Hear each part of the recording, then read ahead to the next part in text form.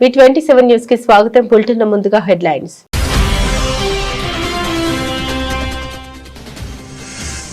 రాష్ట్రపతి భవన్లో గ్రంథ కుటీర్ను ప్రారంభించిన రాష్ట్రపతి ద్రౌపది ముర్ము. భారతదేశంలోని 11 శాస్త్రీయ భాషల్లో సుమారు 2300 పుస్తకాల సేకరణ.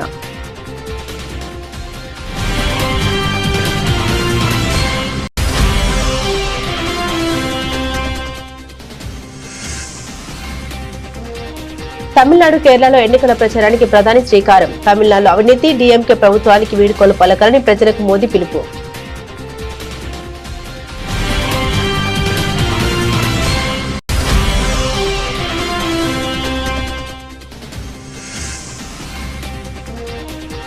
పద్దెనిమిదవ రోజ్గార్ మేళాలో నియామక లేఖల్ని విడుదల చేసిన ప్రధాని మోదీ కొత్తగా నియమితులైన వారు మార్పుకు ప్రతినిధులుగా మారాలని సూచన.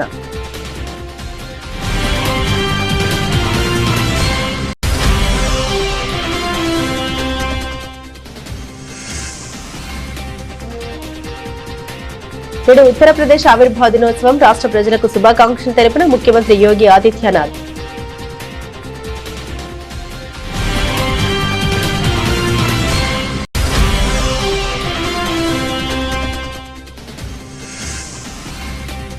రాధాకృష్ణపై మరోసారి మండిపడ్డ డిప్యూటీ సీఎం భట్టి. తొలి పలుకుల వెనుక ఏ దోపిడీదారులు, ఏ రాబందులు దాగి ఉన్నారో అంటూ విమర్శలు.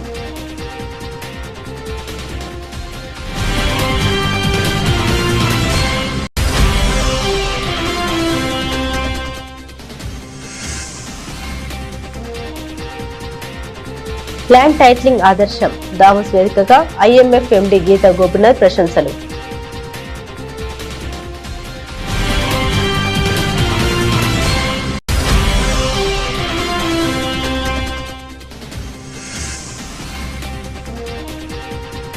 బీజేపీకి మున్సిపల్ ఎన్నికల్లో రాష్ట్ర వ్యాప్తంగా మంచి ఫలితాలు వస్తాయి ధీమా వ్యక్తం చేసిన ఎంపీ ధర్మపురి అరవింద్.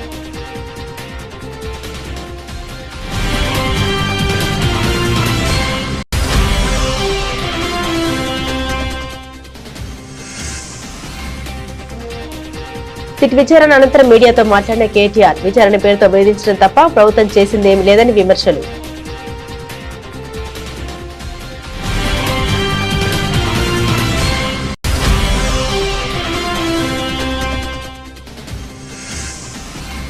చంద్రబాబు చేపట్టిన భూ సర్వే ఓ దిక్కుమాలిన సర్వే అంటూ పేర్ని నాని ధ్వజం. కూటమి ప్రభుత్వం ఒక కొత్త పాస్బుక్ అయినా ఇచ్చిందా అని ప్రశ్న.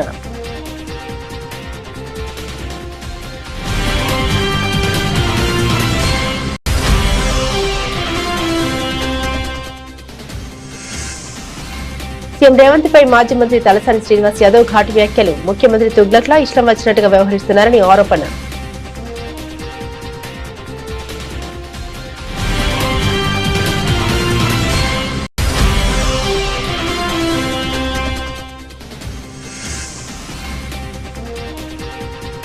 బళ్ళారిలో టెన్షన్. గాలి జనార్దన్ రెడ్డి భవనానికి నిప్పు.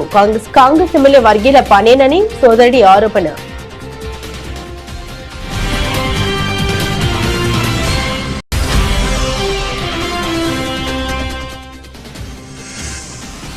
న్యూజిలాండ్ తో రెండో టీ20లో భారత్ 7 వికెట్ల తేడాతో విజయం. 209 పరుగుల భారీ లక్ష్యాన్ని 15.2 ఓవర్లలోనే ఛేదించిన టీమిండియా.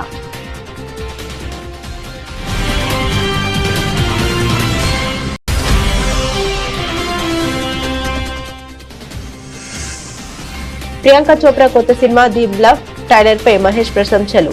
ప్రియాంకను రాజీ పడని దృఢమైన నటిగా అభివర్ణించిన సూపర్ స్టార్.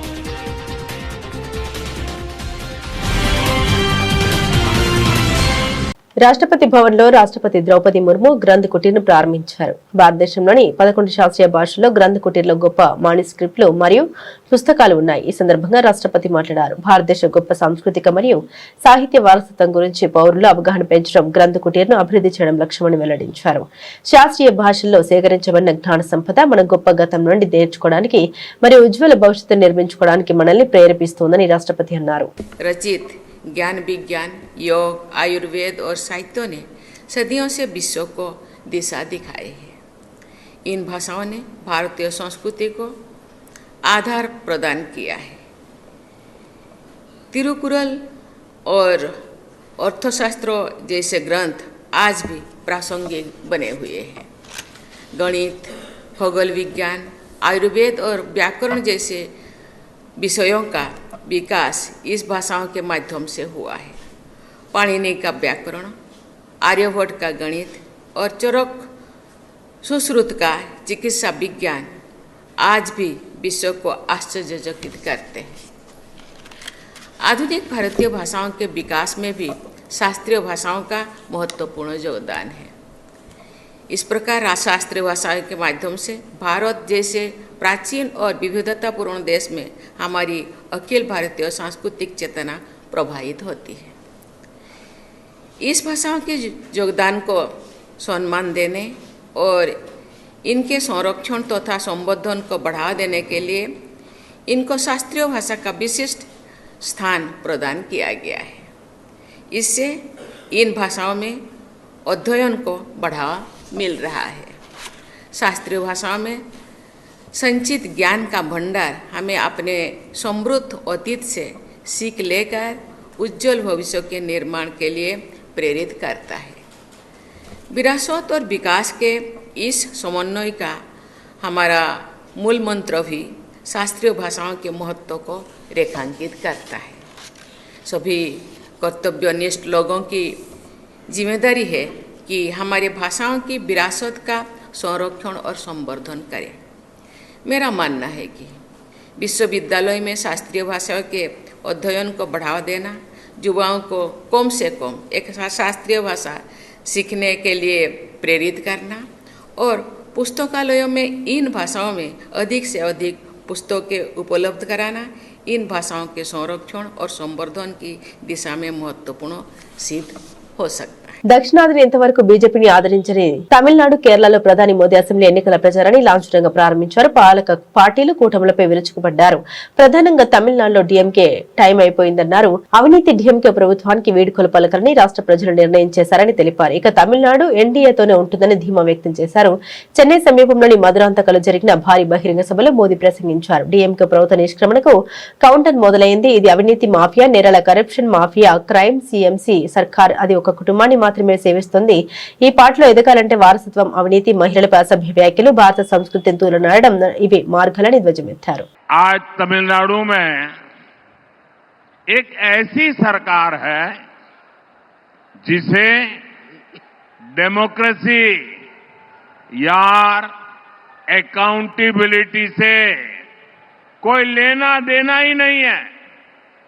डीएमके सरकार सिर्फ एक परिवार की जी हजूरी में ही लगी हुई है। अगर किसी को डीएमके में आगे बढ़ना है तो उसके पास सिर्फ 3 या 4 रूट्स हैं। Dynasty root, corruption root, abuse women root, abuse our culture root. और यही कारण है कि आज डीएमके में वही लोग आगे बढ़ रहे हैं जिनको इस प्रकार के काम आते हैं। इसका नुकसान पूरे तमिलनाडु को हो रहा है। तमिलनाडु का बच्चा बच्चा जानता है कि कहां कहां कितना करप्शन हो रहा है और करप्शन की ये कमाई किसकी जेब में जा रही है। 18వ రోజ్గార్ మేళాలో వివిధ ప్రభుత్వ విభాగాలు మరియు సంస్థలు కొత్తగా నియమితులైన యువతకు 61,000 కంటే ఎక్కువ నియామక లేఖలను వీడియో కాన్ఫరెన్స్ ద్వారా ప్రధానమంత్రి నరేంద్ర మోదీ విడుదల చేశారు. ఈ సందర్భంగా రోజ్గార్ మేళాను ఉద్దేశించి ప్రధాని మోదీ మాట్లాడుతూ 2026 సంవత్సరం ప్రారంభం కొత్త ఆనందాలకు నాంది పలుకుతోందని, దీంతో పాటు వసంత పంచమి నిన్ననే జరుపుకున్నందున మీ జీవితంలో ఒక కొత్త వసంత కూడా ప్రారంభమవుతుందని అన్నారు. కొత్తగా నియమితులైన వారు మార్పుకు ప్రతినిధులుగా మారాలని కోరారు. ప్రభుత్వంతో వ్యవహరించేటప్పుడు వారు ఎదుర్కొన్న ప్రతి కష్టం లేదా లోపాన్ని వారితోనే ముగించాలని అన్నారు. हेल्थ केयर इकोसिस्टम को और सशक्त करेंगे। कई साथी वित्तीय सेवाओं और एनर्जी सिक्योरिटी को मजबूती देंगे, तो कई युवा हमारी सरकारी कंपनियों की ग्रोथ में महत्वपूर्ण भूमिका निभाएंगे। मैं आप सभी युवाओं को बहुत बहुत बधाई और शुभकामनाएं देता हूं। साथियों, युवाओं को कौशल से जोड़ना और उन्हें रोजगार, स्वरोजगार के अवसर देना, ये हमारी सरकार की प्राथमिकता रही है। सरकारी भर्तियों को भी कैसे मिशन मोड पर किया जाए, इसके लिए रोजगार मेले की शुरुआत की गई थी। बीते वर्षों में रोजगार मेला एक इंस्टीट्यूशन बन गया है। इसके जरिए लाखों युवाओं को सरकार के अलग अलग विभागों में नियुक्ति पत्र मिल चुके हैं। इसी मिशन का और विस्तार करते हुए आज देश के 40 से अधिक स्थानों पर ये रोजगार मेला चल रहा है। ఉత్తరప్రదేశ్ ప్రజలకు ముఖ్యమంత్రి యోగి ఆదిత్యనాథ్ రాష్ట్ర ఆవిర్భావ దినోత్సవ శుభాకాంక్షలు తెలిపారు. ఈ సందర్భంగా రాష్ట్ర ప్రజలను ఉద్దేశించి మాట్లాడారు. అపరిమిత సామర్థ్యం ఉన్న రాష్ట్రం నేడు పోరాట సంఖ్యలను మరియు విధానపరమైన ఉదాసీనతను బద్దలు కొట్టి అనారోగ్య రాష్ట్రం నుండి భారతదేశ అభివృద్ధికి వృద్ధి చోదక శక్తిగా రూపాంతరం చెందిందని తెలిపారు. మీరు విదేశాల్లో నివసిస్తున్నప్పుడు మీ కృషి, ప్రతిభ మరియు విలువల ద్వారా ప్రపంచ వేదికపై ఉత్తరప్రదేశ్ మరియు భారతదేశం యొక్క ప్రతిష్టను పెంచారని ఎన్ఆర్ఐలను అభినందించారు. మీ అనుభవాన్ని మరియు జ్ఞానాన్ని రాష్ట్ర అభివృద్ధి ప్రయాణంలో అనుసంధానించడానికి తమ ప్రభుత్వం పూర్తిగా కట్టుబడి ఉందని వెల్లడించారు. सम्मानित उत्तर प्रदेश के मेरे प्रवासी बहनों और भाइयों, उत्तर प्रदेश दिवस के अवसर पर प्रदेश से दूर रहकर भी अपनी मातृभूमि से भावनात्मक रूप से जुड़े आप सभी प्रवासी उत्तर प्रदेश वासियों को मैं हृदय से बधाई देता हूं। 9 क्लाइमेटिक जोन से आच्छादित हमारा प्रदेश असीम संभावनाओं और अवसरों से भरा हुआ है। उत्तर प्रदेश भारत की संस्कृति, साहित्य, संगीत, कला और आध्यात्मिक चेतना का केंद्र बिंदु रहा है। अयोध्या की मर्यादा, काशी की शाश्वत चेतना, ब्रजधाम की भक्ति और प्रयागराज की समरसता ने युगों युगों से भारत की सांस्कृतिक चेतना को एक नई दिशा और ऊर्जा प्रदान की है।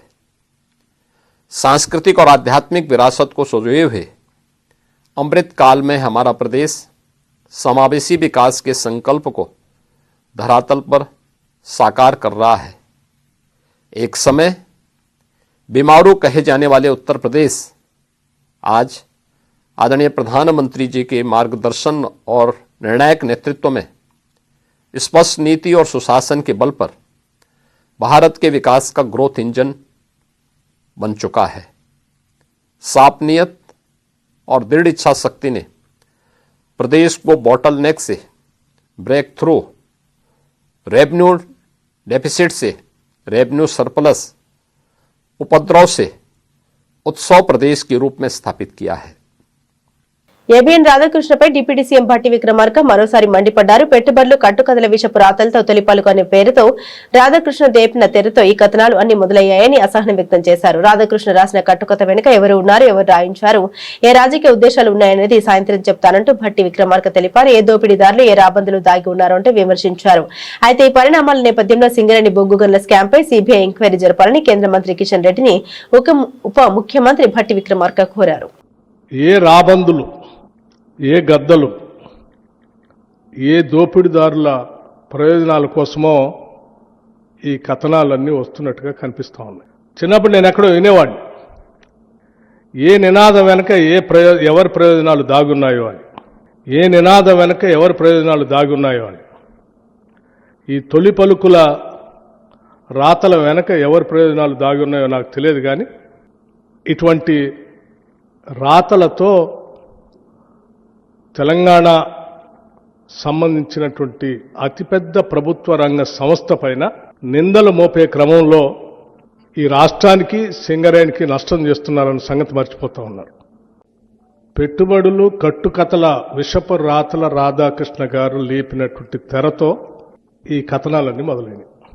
నేను మళ్ళొకసారి చెప్తా ఉన్నాను. పెట్టుబడులు కట్టుకథలు విషపు రాతల రాధాకృష్ణ గారి తొలి పలుకులనే పేరుతో మొదలైనటువంటి కథనాలన్నీ బట్టి విక్రమార్క కొత్తగా క్రియేట్ చేశాడు సైట్ విజిట్. సో ఈ సైట్ విజిట్తోనే అంతా అసలు విషయం అంతా అని వండివారు. నేను అడుగుతా ఉన్నాను, సరే ఆయన ఏదో రాశాడు, ఎవరి ప్రయోజనాల కోసం రాశాడు, ఎవరి కళ్ళల్లో ఆనందం చూడాలని రాశాడో సరే ఆయనకు వదిలేస్తా ఉన్నాను. సరే ఆయన ఆనందం ఆయన ఎత్తుక్కుంటున్నాడు. కిషన్ రెడ్డి గారిని నేను ఇప్పటికి కూడా I welcome his gesture. Examine చేయండి, మీరు చేయాలి. రాష్ట్ర ప్రజలకి దేశానికి కూడా తెలియాలి. కేవలం కొద్దిమంది కొందరు వ్యక్తిగత ప్రయోజనాల కోసం రాష్ట్ర ఆస్తుల్ని ప్రభుత్వాలపై వ్యక్తులపైన అడ్డగోలు ప్రచారం చేస్తూ బతికేసేటువంటి వ్యక్తుల వాస్తవ రూపాలు బయట రావాలి. చేయండి అని చెప్పి it is an autonomous independent 105 years board ఏర్పడి 105 yearsతో నడుస్తున్నటువంటి ఒక అటానమస్ సంస్థ. 105 years నుంచి దాదాపు కొన్ని వేల మందికి ఉద్యోగ అవకాశాలు కల్పిస్తూ ఇటు రాష్ట్రానికి కేంద్రానికి కూడా ఆస్తులను అందించడమే కాకుండా చాలా ట్రాన్స్పరెంట్గా వాళ్ళకు ఒక ప్రొసీజర్ ఉంది. ఆ ప్రొసీజర్ ప్రకారం పోతా ఉన్నాం. ఆ ప్రొసీజర్లో నాకు కానీ మంత్రిమండలి దృష్టికి కానీ లేకపోతే ఇంకోళ్ళ దృష్టికి కానీ వచ్చే అసలు దీంట్లో విషయమే లేదు. ఈ కనీసం విషయ పరిజ్ఞానం కొద్దిగా ఉన్నా, ఇంగిత జ్ఞానం ఉన్నా ఎవరైనా ఇది అర్థమైతే రాయరు. రాష్ట్రంలో గత వైఎస్ జగన్ ప్రభుత్వం చేపట్టిన భూ సంస్కరణకు దావోస్ వేదికగా ముఖ్యమంత్రి చంద్రబాబు నాయుడు పాల్గొన్న సమావేశంలోనే అంతర్జాతీయ స్థాయిలో ప్రశంసలు దక్కాయి. తద్వారా ఎన్నికలకు ముందు ఎల్లో మీడియా చేసిందంతా దుష్ప్రచారమేనని తేటతెల్లమైంది. జగన్ పై కక్షతో చంద్రబాబు విపరీతంగా దుష్ప్రచారం చేసి అధికారంలోకి రాగానే ల్యాండ్ టైటిలింగ్ చట్టాన్ని రద్దు చేయడం తెలిసిందే. అయితే ల్యాండ్ టైటిలింగ్ అన్నది ఆదర్శనీయమైన దీనిపై అన్ని రాష్ట్రాలు దృష్టి సారించాలని IMF international monetary fund MD Gita Gopinath కుండబద్దలు కొట్టినట్లు తెలిపారు. ఇటీవల జరిగిన దావోస్ సదస్సులో భారత ఆర్థిక వ్యవస్థపై ఆమె కేంద్ర మంత్రి అశ్విని వైష్ణవ్ ఇతర ప్రముఖులతో కలిసి ఒక చర్చాగోష్ఠిలో మాట్లాడారు. భారతదేశంలో చాలా సానుకూల పరిణామాలు కనిపిస్తున్నాయి. ముఖ్యంగా దేశంలో ఉన్న ఆర్థిక స్థిరత్వం చాలా ముఖ్యమైనది. కేవలం వృద్ధి రేటు మాత్రమే కాకుండా ద్రవ్యోల్బణం కూడా తక్కువగా సింగిల్ డిజిట్ లోనే ఉండడం భారత్కు కలిసి వచ్చే అంశమని గీతా గోపినాథ్ తెలిపారు.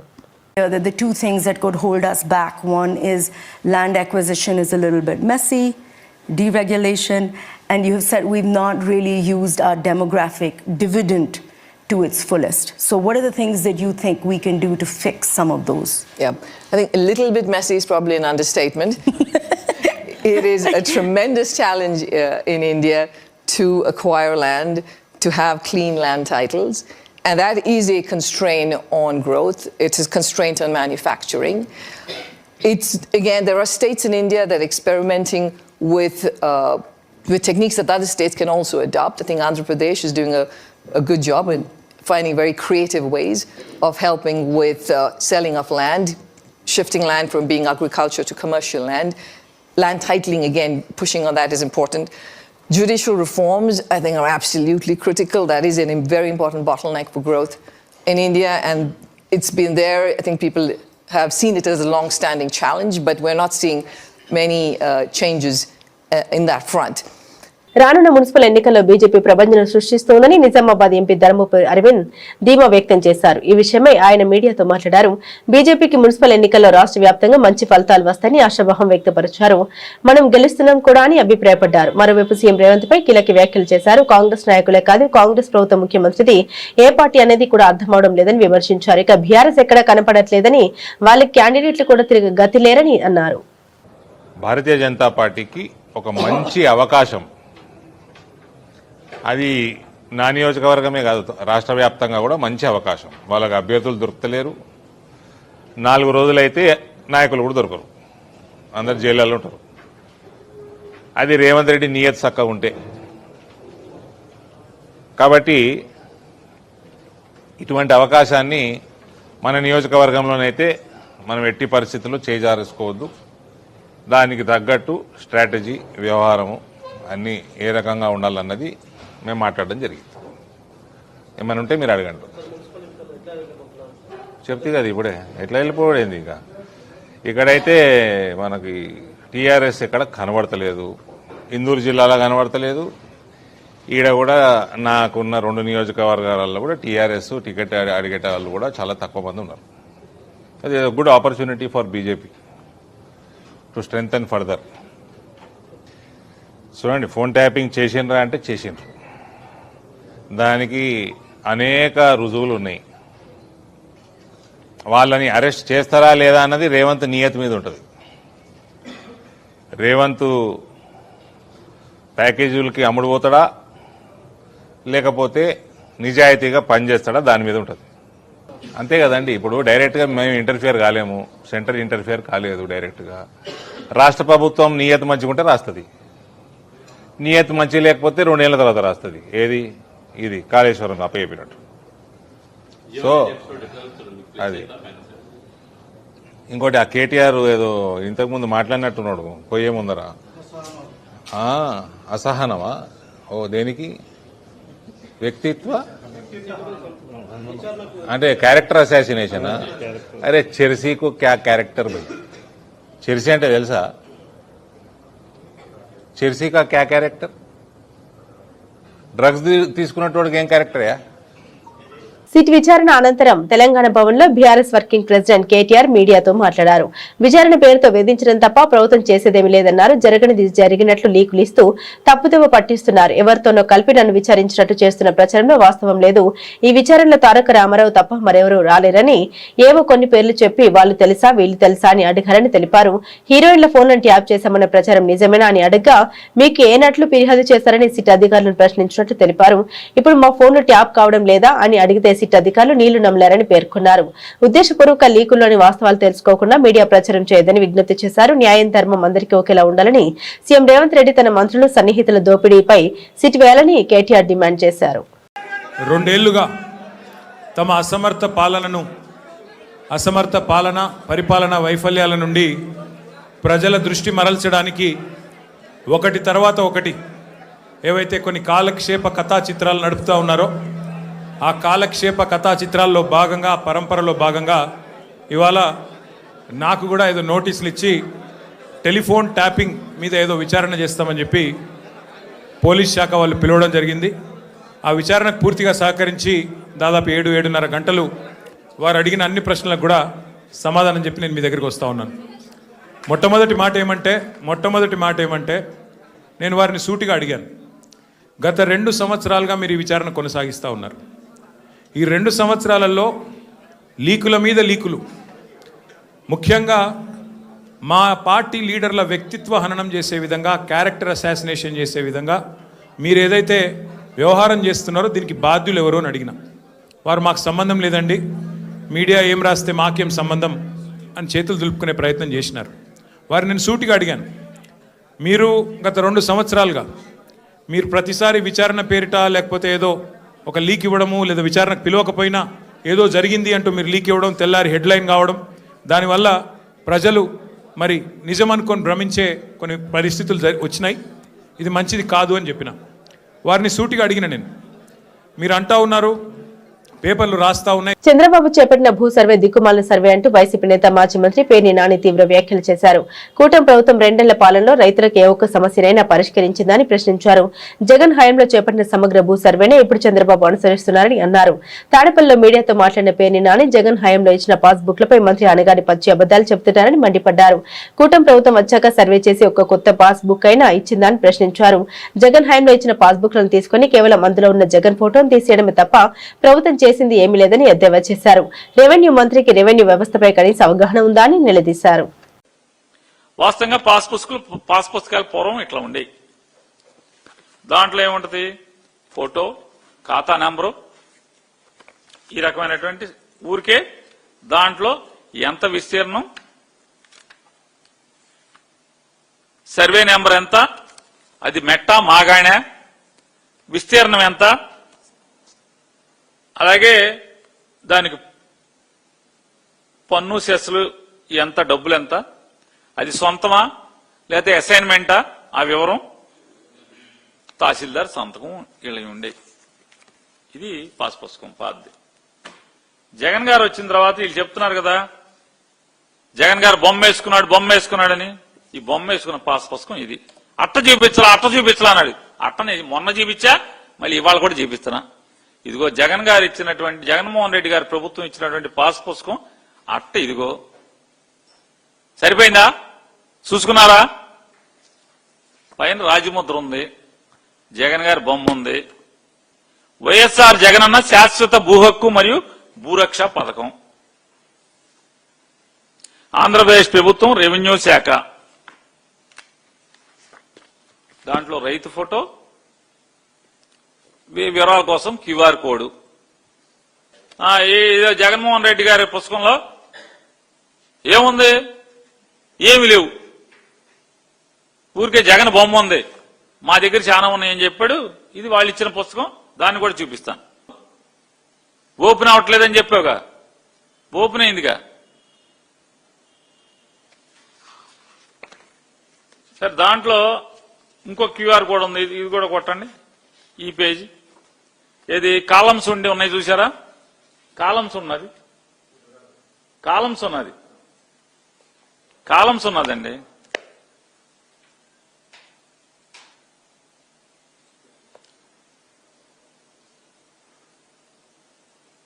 కాలమ్స్ ఉన్న క్యూఆర్ కొట్టండి. వచ్చింది కదా, ఓపెన్ అయింది కదా. సరే, ఇది కొట్టండి అండి. కోఆర్డినేట్స్ ఉన్నాయి కదా, ప్రతి పొలానికి మ్యాప్తో పాటు 8 రేఖాంశాలు అక్షాంశాలతో కూడినటువంటి ఈ లాంగిట్యూడ్ లాటిట్యూడ్. నేను రెవెన్యూ శాఖ మంత్రి గారిని అడుగుతున్నాను, ఈ పొలానికి దారి నువ్వు పాస్ పుస్తకంలో పొలానికి దారి చూపిస్తున్నావు కదా, దారి చూపించడానికి గూగుల్ ఎర్త్ కి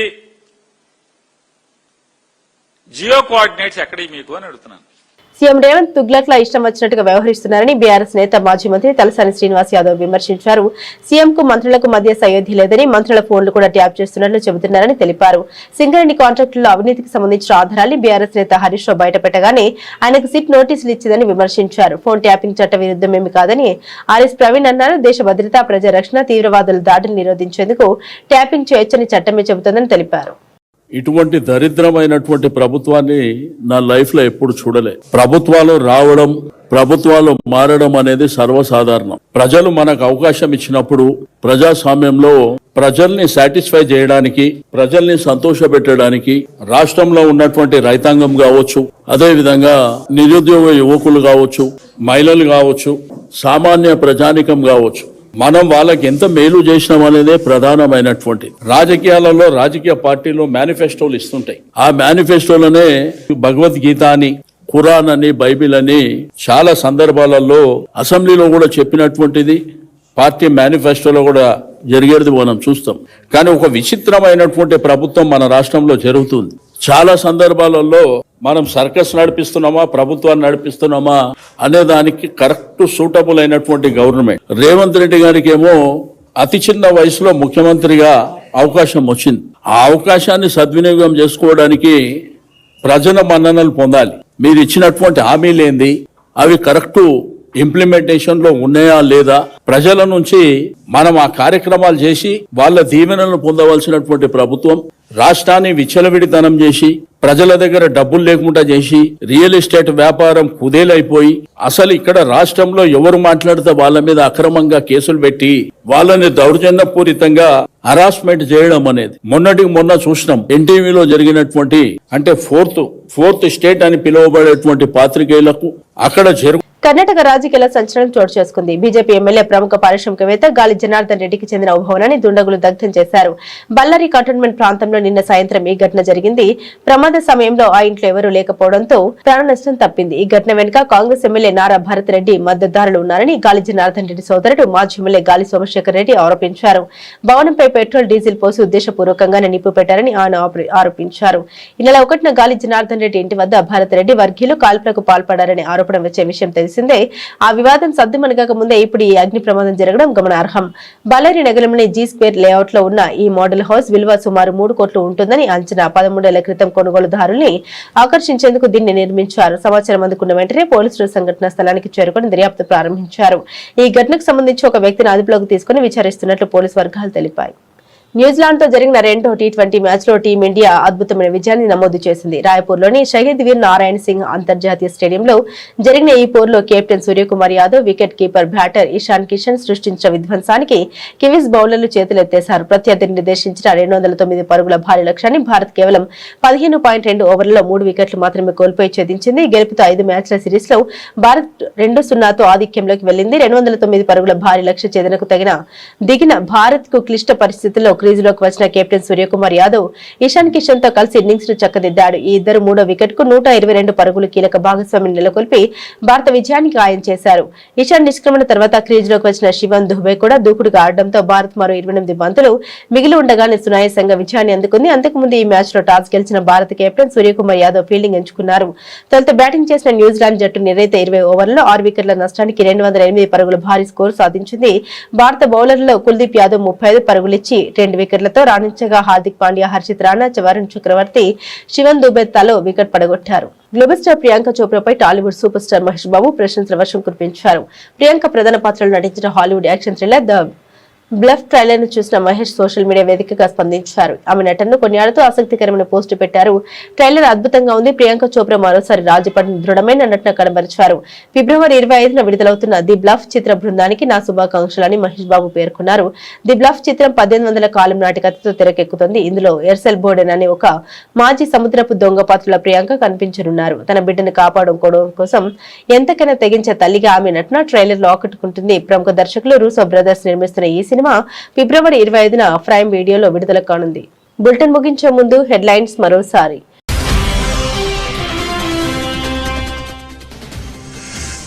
రాష్ట్రపతి భవన్లో గ్రంథ కుటీర్ను ప్రారంభించిన రాష్ట్రపతి ద్రౌపది ముర్ము. భారతదేశంలోని 11 శాస్త్రీయ భాషల్లో సుమారు 2300 పుస్తకాల సేకరణ.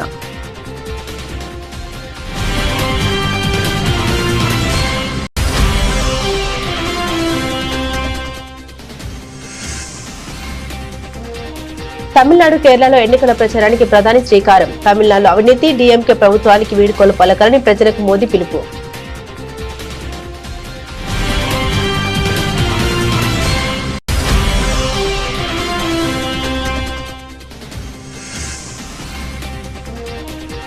పద్దెనిమిదవ రోజ్గార్ మేళాలో నియామక లేఖల్ని విడుదల చేసిన ప్రధాని మోదీ.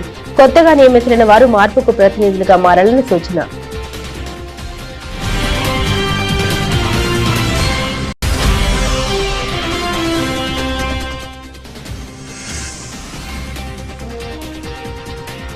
నేడు ఉత్తరప్రదేశ్ ఆవిర్భావ దినోత్సవం. రాష్ట్ర ప్రజలకు శుభాకాంక్షలు తెలిపిన ముఖ్యమంత్రి యోగి ఆదిత్యనాథ్.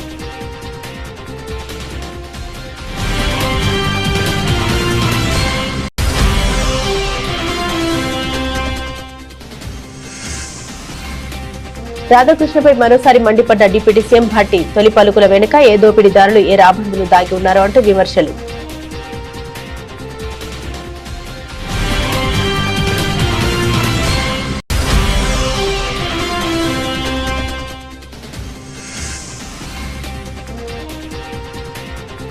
ల్యాండ్ టైటిలింగ్ ఆదర్శం. దావోస్ వేదికగా ఐఎంఎఫ్ ఎండీ గీతా గోపినాథ్ ప్రశంసలు.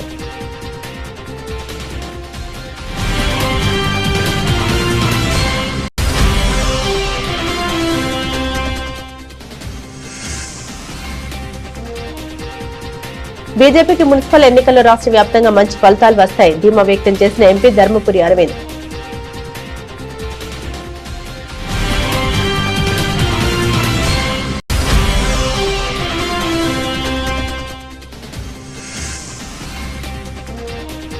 సిట్ విచారణ అనంతరం మీడియాతో మాట్లాడిన కేటీఆర్. విచారణ పేరుతో వేధించడం తప్ప ప్రభుత్వం చేసిందేమీ లేదని విమర్శలు.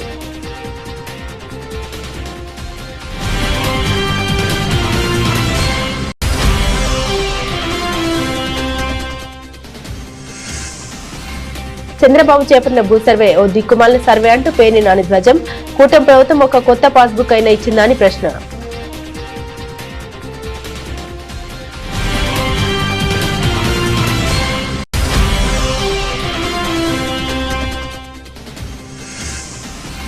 సీఎం రేవంత్ పై మాజీ మంత్రి తలసాని శ్రీనివాస్ యాదవ్ ఘాటు వ్యాఖ్యలు. ముఖ్యమంత్రి తుగ్లక్లా ఇష్టం వచ్చినట్టుగా వ్యవహరిస్తున్నారని ఆరోపణ.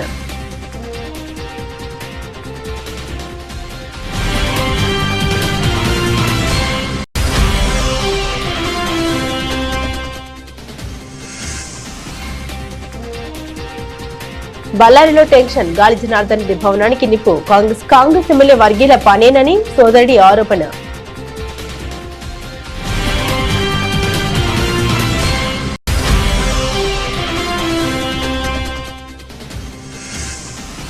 న్యూజిలాండ్తో రెండో టీ20లో భారత్ 7 వికెట్ల తేడాతో విజయం. 209 పరుగుల భారీ లక్ష్యాన్ని 15.2 ఓవర్లలోనే ఛేదించిన టీమిండియా.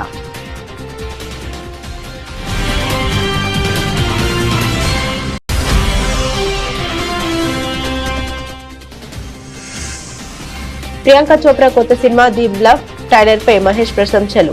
ప్రియాంకను రాజీ పడని దృఢమైన నటిగా అభివర్ణించిన సూపర్ స్టార్.